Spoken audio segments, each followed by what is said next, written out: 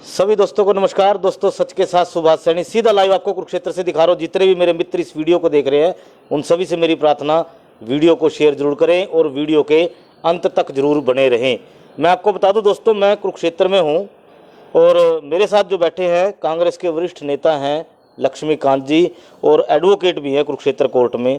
इनसे सीधी बातचीत रहेगी। महंगाई के मुद्दे, कुरुक्षेत्र के विकास के दावे, जो दावे किए गए कि जो विकास है वो उसकी गंगा बहेगी और गंगा जो बह रही है आज के टाइम में आप सभी को पता है, उसी के बारे में चर्चा रहेगी। सबसे पहले तो स्वागत है लक्ष्मीकांत जी आपका वे न्यूज़ में। जी धन्यवाद भाई।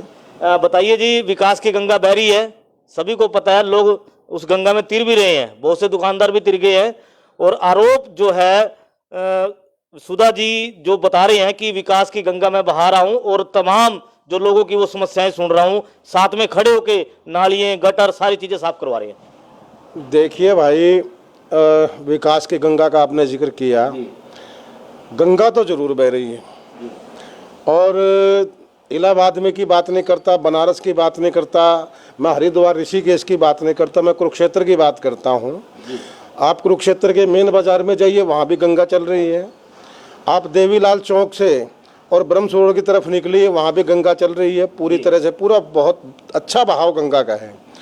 और अगर आप बाईपास रोड पर जाए, ताराचंद की धर्मशाला एक ऐसी जगह है जहाँ से शास्त्री मार्केट को एक सड़क जाती है, वहाँ भी बहुत बढ़िया गंगा चल रही है। अभी 10 मिनट पहले भी गंगा वहाँ बहुत अच्छी तरह चल रही थी। सुभाष सुधा जी ने नंबर भी जारी किए हैं, उसके अंदर उन्होंने अपने सचिव के नंबर, पीए के नंबर, तमाम नंबर दिए हैं। किसी भी एरिया में कहीं दिक्कत हो तो सीधा फोन करें ताकि समस्या का उसी टाइम निवारण किया जाए। भाई अब नंबर जारी किए, किसके जारी किए? हेल्पलाइन जारी करिए। मैं तो कमाल मानता हूँ यार, भारत सरकार की हेल्पलाइन तो काम नहीं करती, तो सुधा साहब की कौन सी हेल्पलाइन काम करेगी भाई? हमारी तो समझ से बाहर का मामला है। आप पढ़ते हम भी हैं। अब मैं कल भी देख रहा था, शायद कल का ही वाक्य है, आप जैसे पत्रकार साथियों ने कोई क्वेश्चनिंग उनसे की थी तो वो कह रहे थे कि अधिकारियों को निर्देश दे दिए गए हैं कि शहर के अंदर से पूरी तरह से शहर को सुव्यवस्थित किया जाए। तो मैं आपके माध्यम से ही, पत्रकार साथियों के माध्यम से, अगर सुधा जी इस प्रोग्राम को देख रहे हो शायद, और अब नहीं देखें तो शायद कुछ समय बाद वो देखेंगे ज़रूर, तो मेरे भाई हैं, साथी हैं हमारे, कांग्रेस में भी उन्होंने काम किया है मेरे साथ। तो मैं उनसे पूछना चाहता हूँ कि सुधा साहब, कौन से अधिकारियों को क्या निर्देश दिए गए, जरा ये तो बताएं। जो निर्देश आपने दिए हैं उनकी कॉपी जरा एक बार दिखा दें।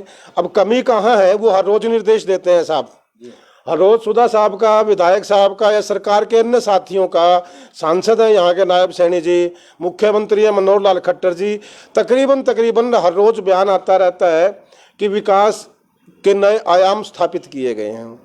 पहले तो बात यही है कि कौन से विकास के आयाम स्थापित किए गए हैं भाई? सुभाष बराड़ा के विकास के किए गए हैं, उसके बेटे के, या कोई और विकास है? देखिए साहब, मैं ज़्यादा लंबी चौड़ी बात यहाँ पर कहना नहीं चाहता क्योंकि पूरा कुरुक्षेत्र जानता है, पूरा कुरुक्षेत्र देख भी रहा है। और आप जैसे भाइयों जो चैनल आप चला रहे हो, सोशल मीडिया के जो लोग हैं, पूरे शहर के अंदर इस बात को लेकर के जागृति है। मेरे बताने की कोई ऐसी बात नहीं है, लेकिन मैं पिछले 1 सप्ताह का रूटीन आपको बताता हूँ। लगातार 2 महीने से मॉनसून की बात मौसम विभाग कर रहा था, केंद्र सरकार कर रही थी, हरियाणा सरकार कर रही थी, और इस कुरुक्षेत्र शहर में म्यूनिसिपैलिटी के अंदर पिछले 25 में से 20-21 साल जो साम्राज्य है वो सुधा परिवार का रहा है जी। भाई हैं हमारे, चलो वो आए, उन्होंने साम्राज्य स्थापित किया है, और 7 साल से सुभाष सुधा जी लगातार विधायक भी हैं। छोड़ दीजिए 2014 से पहले की बात, कांग्रेस का राज था, कांग्रेस ने क्या किया क्या नहीं किया, मैं उस बात पे अब जाना नहीं चाहता, क्योंकि 7 साल का अरसा कम नहीं होता। 1 साल 2 साल आप वेट कर सकते हैं नई सरकार से, लेकिन 7 साल का अरसा कम नहीं होता। और उस 7 साल में जब एक सरकार अपना कार्यकाल, 5 साल का कार्यकाल पूरा कर ले और दूसरे टेन्योर के भी लगभग 2 साल पूरे होने वाले हों, ऐसे में आप पिछली सरकार की बात नहीं कर सकते। सवाल इस बात का कि पिछले 7 साल के अंदर, और मैं जब से शहर में आया हूँ, जब से हमने देखा है कि शहर के अंदर पानी की निकासी की बड़ी भारी समस्या है। और क्योंकि सारा जो शहर है, जो इंटीरियर इलाका है शहर का, कॉलोनियों को जो आप बाहर की छोड़ दें, तो शहर का जो ये इलाका है ये नगर पालिका के म्यूनसिपैलिटी के अंदर आता है। और म्यूनसिपैलिटी के अंदर जो चेयरपर्सन चेयरमैन रहे हैं वो भाई सुभाष या उनकी पत्नी जी रहे हैं। तो अब वो काम कौन करेगा साहब? फिर 7 साल से विधायक सुभाष सुधा जी हैं, उसके बावजूद भी जब 2 महीने से करीब करीब ये चल रहा था मानसून का मामला, तब आखिर सरकार क्या कर रही थी, स्थानीय विधायक क्या कर रहे थे, स्थानीय सांसद क्या कर रहे थे, प्रशासन क्या कर रहा था। पिछले 1 हफ्ते से बारिश का मामला शुरू हुआ है। जिस वक्त पहली बारिश आई थी, मैं खुद आपको बता देता हूं साहब कि मेरे घुटनों तक पानी आया था, क्योंकि मेरा जो मकान है वो पुराने शहर में पड़ता है और मेरा ऑफिस जो है वो बाईपास रोड पर है। मैं जब वहां से घर से निकला तो ताराचंद की धर्मशाला से लेकर के पूरे बाईपास तक घुटनों तक पानी मेरे आया था साहब। 6 फुट की लंबाई तो खुद मेरी है, तो मेरे घुटनों तक पानी आया। आप अंदाजा लगाइए कि छोटे जिनकी हाइट कम है उन लोगों के कहाँ तक पानी आया होगा, जो छोटे कन्वींस है वहाँ पानी कहाँ तक आया होगा। शहर की सफाई व्यवस्था की बात करें, पूरी की पूरी नालियां बंद पड़ी हैं आज के माहौल में। जी, तो अभी पीछे से जो दुकानदार भाई हैं जिनका बिरला मंदिर के आसपास नुकसान भी बहुत हुआ था, दुकानों के अंदर पानी भी गया था, सुधा साहब ने उनको मुआवजे तक की घोषणा की कि जो उनका नुकसान है मैं भरपाई खुद करूंगा। खुद करेंगे, सरकार के खर्चे से करेंगे, पहले तो यही बात स्पष्ट नहीं है, क्योंकि खुद का मतलब तो ये होता है कि मैं अपनी जेब से दूंगा। अपनी जेब से दूंगा तो मुझे नहीं लगता कि ऐसा कुछ कर सकता है, क्योंकि अब मैं ज़्यादा इस मामले में कुछ कहना नहीं चाहता कि जिस व्यक्ति को खाने की आदत हो वो कभी किसी को खिला नहीं सकता। बड़ी सीधी सी बात है, एक देसी कहावत है। तो शहर के जो डेवलपमेंट के नाम पर भ्रष्टाचार यहाँ पर किया गया है, 20 साल की चेयरमैनी और 7 साल की विधायकी के दौरान जितना शहर के डेवलपमेंट पर कभी 1100 करोड़, कभी 1600 करोड़, कभी 1900 करोड़, वो आखिर है कहाँ, ये तो भाई सुभाष ही बता सकते हैं, कोई और तो बता नहीं सकता। तो वो कहाँ गया।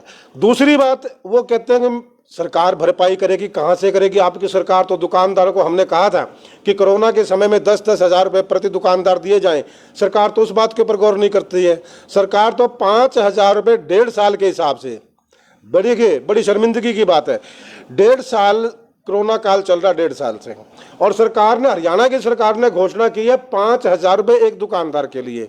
तो 1.5 साल में 5,000 रुपये जो सरकार देगी वो किस बात का मुआवजा देगी। दूसरी बात, ये जो सड़कें टूटी पड़ी हैं, ये जो नालियां बंद पड़ी हैं, ये जो सारे शहर का टेंडर भाई सुभाष सुधा जी के पास है, विधायक जी के पास है, वो सफाई कौन करवाएगा। नालियों की है, बदबू आती है, महामारी फैलने का खतरा अलग से है। और सड़कों का आलम आप साफ देखिए, देवीलाल चौक से जो ब्रह्मसरोवर को रास्ता जाता है उसके अंदर कम से कम 1.5-1.5, 2-2 फुट पानी है, गाड़ियां बंद हो रही हैं। आप सिविल हॉस्पिटल की तरफ जाइए, वहां पर पानी का जाम है। शहर का ऐसा एक तो रास्ता हो, एक तो ऐसा मोड़ हो, एक तो ऐसी सड़क हो जहां पर पानी का जाम नहीं है, हर जगह पानी है साहब। इसी मामले में योगेश जी से मेरी बात हुई थी, एक इंटरव्यू योगेश जी का मेरे साथ हुआ था। मैंने उनसे योगेश जी से यही बात की थी। योगेश शर्मा जी हैं और जजपा के जो है पूर्व प्रत्याशी हैं हमारे थानेसर से। उनसे बात हुई थी क्योंकि दुष्यंत चौटाला जी और जो खट्टर साहब हैं हमारे, उनका गठबंधन में सरकार है।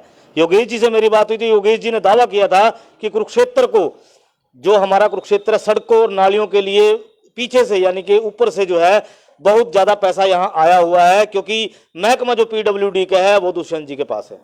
देखिए साहब, योगेश शर्मा मेरा भाई है, साथी है, हमारा शहर का साथी है और बहुत प्यार मैं उससे करता हूँ, बड़ा प्यारा साथी मेरा है वो है।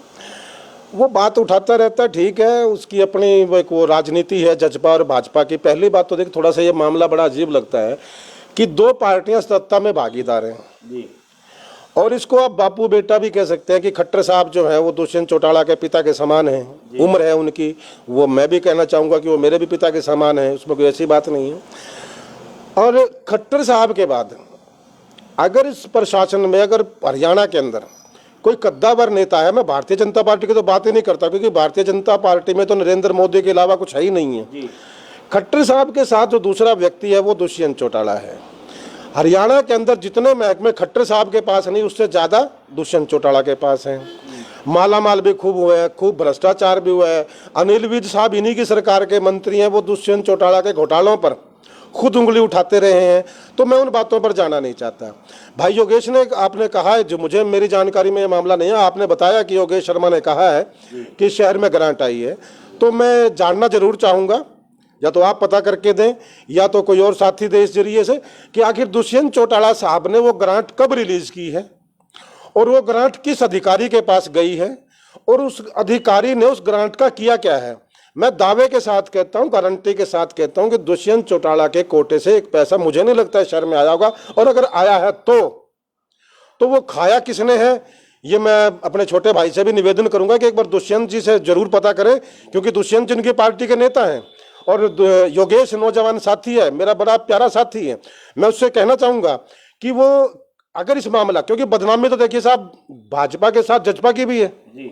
आज लोग ये नहीं कहते कि भाजपा ने बेईमानी की है, क्योंकि सरकार जो चल रही है वो बीजेपी के नाम पे चल नहीं रही है, सरकार को दुष्यंत चौटाला साहब चला रहे हैं। आज दुष्यंत चौटाला साहब भाजपा सरकार से समर्थन वापस लें तो भाजपा सरकार पानी नहीं मांगेगी। तो ये बात मेरी योगेश जी के साथ लाइव इंटरव्यू में रही थी कि सुधा जी के बारे में योगेश जी ने जो है बिल्कुल बहुत ज्यादा आरोप सुधा जी के ऊपर लगाए उस इंटरव्यू के अंदर, यहां तक कि आरोप लगाए कि नगर पालिका में जो है भ्रष्टाचार फैला हुआ है और भ्रष्टाचार लाखों करोड़ों रुपए तक का जो है भ्रष्टाचार। और उन्होंने एक बात स्पेशली योगेश शर्मा जी ने कही थी उस इंटरव्यू में कि 1 साल हो गया मैंने एक आरटीआई लगाई थी, आज तक उस आरटीआई का जवाब तक नहीं आया, नगर पालिका के खिलाफ आरटीआई लगाई गई थी। और मैंने जब उनसे ये पूछा कि गठबंधन में दुष्यंत चौटाला जी और सीएम जो है खट्टर साहब, इनका गठबंधन है आपस में, और आप जो है नीचे यानी कि दुष्यंत चौटाला की तरफ से आप हैं, सुभाष सुधा जी भाजपा की तरफ से हैं, और आप लगातार जो है सुभाष सुधा जी के ऊपर शुरू से ये आरोप लगाते आए हैं। ऊपर तो गठबंधन है, नीचे आपका आरोप प्रत्यारोप का जो है जरिया वो जारी है। उसके जवाब में योगेश शर्मा जी ने एक बात मुझे कही कि भाई ये सिर्फ ये नहीं गठबंधन की बात, यहाँ मुद्दों की बात है, मैंने मुद्दे उठाए हैं कुरुक्षेत्र की जनता के लिए, उनका ये कहना था। देखिए भाई, मैं बात अब कहता हूँ कि जहाँ तक योगेश की बात है, अच्छा लड़का है और वो मुद्दे उठाता रहता है, और ये भी अच्छी बात है कि विधायक उन्हीं की पार्टी का है, वो खुद भी चुनाव लड़ रहे हैं, तो उन्हीं की पार्टी का विधायक, उन्हीं का साथी विधायक, और वो अपने विधायक पर सवाल उठाते हैं, आरोप लगाते हैं। ये तो जनता देखती है कि जनता खुद जान जाएगी कि आखिर मामला क्या है। लेकिन दूसरी बात मैं एक और कहना चाहता हूँ कि वो अपनी जगह सच्चा है योगेश, लेकिन दिक्कत ये है साहब कि मामला जहाँ तक दुष्यंत चौटाला का आता है, जजपा में भी सिवाय दुष्यंत चौटाला के और कोई व्यक्ति नहीं है। एक मत, जैसे भारतीय जनता पार्टी में सिर्फ नरेंद्र मोदी है, जजपा में सिर्फ दुष्यंत चौटाला है, उसके अलावा कुछ नहीं है। मैं बिल्कुल कहना चाहूँगा अपने भाई को आपके माध्यम से कि अगर दुष्यंत चौटाला जी, देखिए वो नौजवान साथी है दुष्यंत चौटाला भी, उसका कैरियर भी लंबा हो सकता था अगर वो इस भाजपा को समर्थन ना देते। अब तो मुझे कहने में कोई संकोच नहीं कि ये शायद उनकी पहली और आखिरी पारी होगी सरकार के बीच में, लेकिन उनका कैरियर लंबा होता अगर वो भारतीय जनता पार्टी को समर्थन ना देते। खैर, अब समर्थन दिया है, वो सरकार के बड़े हिस्सेदार हैं और खट्टर से ज़्यादा मजबूत हैं। तो ऐसे व्यक्ति से उनके पार्टी के अधिकारियों को, उनकी पार्टी के कार्यकर्ताओं को, उन्हीं के पार्टी के ऑफिस बेरियर्स को दुष्यंत चौटाला साहब से पूछना चाहिए कि साहब कुरुक्षेत्र के लिए आखिर खट्टर को छोड़िए, विधायक को छोड़िए कि विधायक ने क्या किया, खट्टर ने क्या किया। दुष्यंत चौटाला साहब से पूछना चाहिए कि साहब आपने क्या किया, कितनी ग्रांट आई है। अब आपने बताया कि वो कहते हैं कि दुष्यंत चौटाला ने ग्रांट दी है, तो मैं ये कहना चाहूंगा कि वो किसी माध्यम से कोई भी ऐसा पत्र जारी करें कि दुष्यंत चौटाला ने इतनी ग्रांट कुरुक्षेत्र के लिए दी है, फलां अधिकारी के पास वो ग्रांट गई है और वो लगी कहाँ है, ये बड़ा जरूरी है पता चलना।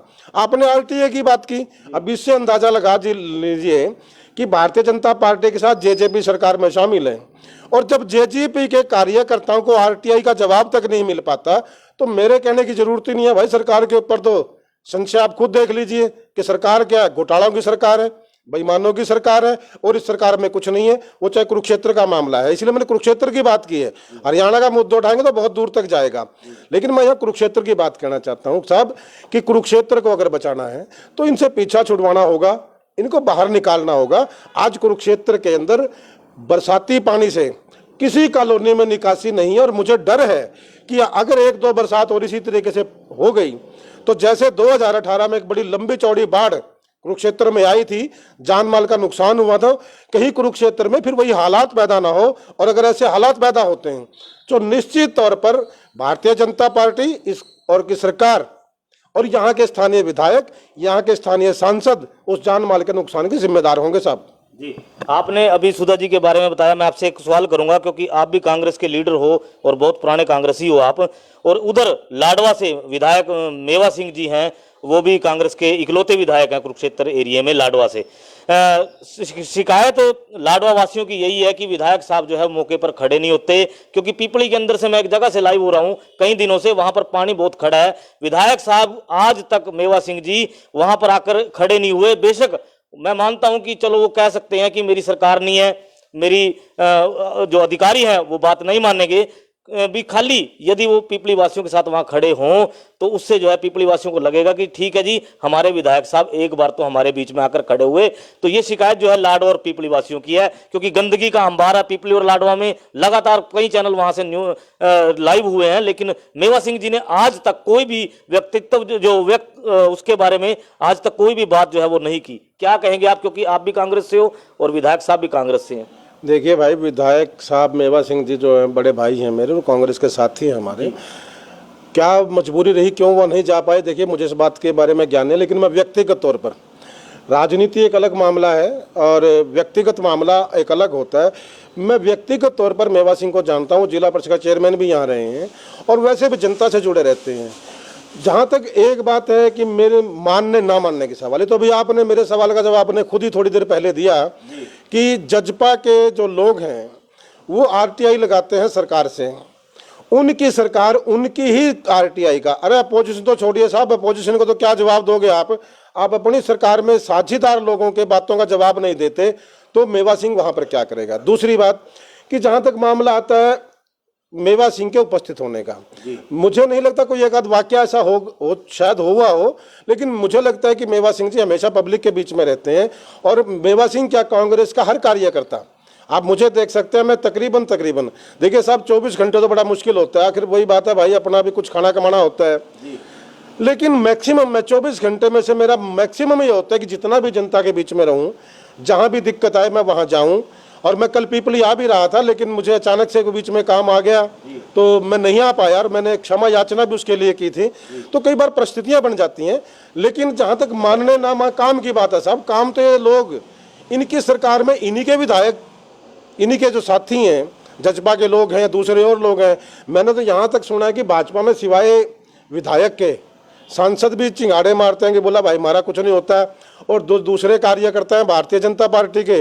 अब उनमें तो मैं एक एक का क्या नाम लूँ साहब, ज़्यादातर हमारे ही साथी हैं, हमारे ही पास आके रो पीट लेते हैं, वो अपना दुख दर्द दूर कर लेते हैं। इस बहाने से एक ही बात आती है, बोला यार विधायक के सिवाय, बोला यहाँ नहीं किसी की पूछ है और विधायक हमें वैसे नहीं पूछ रहा। अच्छा ये बताइए, जो ये स्थिति बनी है कुरुक्षेत्र में, बाढ़ जैसे हालात पीछे भी हुए हैं, लोगों को आर्थिक नुकसान भी हुआ है, क्योंकि दुकानदार जो मेन रोड पे हैं उनको तो सूदा साहब ने ये आश्वासन दे दिया कि मुआवजा उनको मिल जाएगा, लेकिन जो अंदर की कॉलोनियों में लोग रह रहे हैं, जिनके की अंदर जो सारा सामान जो है उनका खराब हो गया, आज तक सुधा साहब ने उनके बारे में अभी तक कोई बयान नहीं जारी किया कि उनको भी मुआवजा वगैरह ये देंगे या नहीं देंगे, क्योंकि बहुत से लोगों की शिकायत भी है, कमेंट भी बहुत से लोगों ने सुधा साहब की पोस्ट पर भी किए हैं कि हमारी गली में आकर देखिए, हमारे घर जो है वो भी डूबे हैं, नुकसान हमारा भी हुआ है।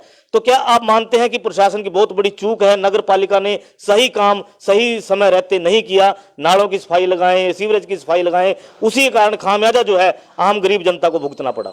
देखिए भाई, ये बात मैं पहले ही कह चुका हूँ कि शहर की जो नालियां हैं, जो अंदर मोहल्लों की नालियां हैं, सेक्टरों की तो क्या होगा, प्रभु भला करेगा, तो कहने की बात ही नहीं है। आपने बताया कि जजपा के नेता खुद सेक्टर 3 का हाल बता चुके हैं, तो जिस पार्टी के, जिस सरकार के भागीदारी हाल बता चुके हैं तो मेरे बताने की जरूरत नहीं पड़ती। लेकिन फिर भी मैं पुराने शहर की बात करता हूँ। शहर के मोहल्लों के अंदर गंदगी के ढेर हैं, नालियाँ गंदगी से हटी पड़ी है। बरसात के पानी की मैंने खुद आलम आपको बताया कि घुटनों तक मेरे पानी आया, 2-2 फुट गलियों में पानी है, तो क्या घरों में पानी नहीं जाएगा? क्या सीलन से मकान खराब नहीं होंगे? क्या दुकानदारों का सामान खराब नहीं होगा? रही बात मुख्य मार्ग के दुकानदारों के आश्वासन की बात, मैं बिल्कुल दावे से आपको कहता हूं कि आने वाले 6 महीने के अंदर आप एक दुकानदार मुझे बता देना कि भाई विधायक ने उस दुकानदार को मुआवजा दिया हो, तो मैं खुद चल के विधायक साहब का धन्यवाद करूंगा। लेकिन गारंटी देता हूं कि ये सरकार सिर्फ आश्वासन की सरकार है, सिर्फ नोटंकी की सरकार है, सिर्फ ड्रामेबाजों की सरकार है। लेने वो है ना कि एक देसी कहावत, हरियाणा का आदमी हूँ तो वो हरियाणा में आखिर में कहीं ना कहीं मैं बोल जाता हूँ भाई कि हरियाणा में एक है बोले चूड़ी खनकाओ पायल खनकाओ, बोला लेन देन ने कुछ नहीं है, लेकिन रुक के जितनी मर्जी पाओ। तो भारतीय जनता पार्टी सिर्फ उसी नई बहू की तरह है कि लेन देन ने कुछ नहीं है, रुक के मारने हैं, रोले पाने हैं, और सिर्फ एक ऐसा माहौल बनाना है नाच गा करके, जैसे मोदी साहब आते हैं कि भाइयों बहनों इतना कह के लोग आज तक तो अब तो खैर समझ के बात ना, वो तो होलिया काम है अब तो, लेकिन इस चीज के अंदर हिंदुस्तान लुटा है। तो वही हाल इनके निचले वाला सिस्टम है साहब, सारा कुछ नहीं होगा, सिर्फ आश्वासन होंगे, और आश्वासन भी 2 दिन के बाद आप देख लेना। मैंने अभी शुरू में एक बात कही थी कि एक विधायक अधिकारियों को निर्देश देता है और एक बार नहीं 7 साल से दे रहा है। मैं विधायक से पूछना चाहता हूं भाई, या तो आपके निर्देश में कमी है, आपने निर्देश नहीं दिए, और या फिर अधिकारी आपकी सुनते नहीं है। अगर जिस विधायक के अधिकारी बात नहीं सुनते, जिस विधायक के ऑर्डर अधिकारी नहीं मानते, ऐसे विधायक को सत्ता में नहीं रहना चाहिए, छोड़ देनी चाहिए। मैं ज्यादा नहीं कहता, विधायक के अंदर इतनी पावर, इतना दम हो कि भाई जनता का काम है, विधायक अपने लिए नहीं बनता और अधिकारी भी अपने लिए नहीं होता। विधायक भी जनता का है, अधिकारी भी जनता का है। विधायक के अंदर इतना दम होना चाहिए, इतना जज्बा होना चाहिए कि विधायक से पकड़ के अधिकारी को खींच करके लेके आए। अगर 7 साल में आप एक ही बात करते हो कि निर्देश दे दिए, तो काम कहाँ किया भाई? एक एक अधिकारी की चार्जशीट पता होना चाहिए, एक एक अधिकारी का, कि किस अधिकारी ने कहाँ क्या कमी छोड़ी है। तो दोस्तों, ये थे मेरे साथ लक्ष्मीकांत जी शर्मा जी, और कुरुक्षेत्र से मैं लाइव था। वरिष्ठ नेता हैं, एडवोकेट हैं कुरुक्षेत्र से, और कांग्रेस के वरिष्ठ नेता हैं लक्ष्मीकांत शर्मा जी। सीधी लाइव बातचीत रही, बेबाक जो है जवाब दिया लक्ष्मीकांत जी ने। अगले लाइव तक बने रहे दोस्तों। सुभाष सैनी के साथ आप सभी का बहुत बहुत धन्यवाद।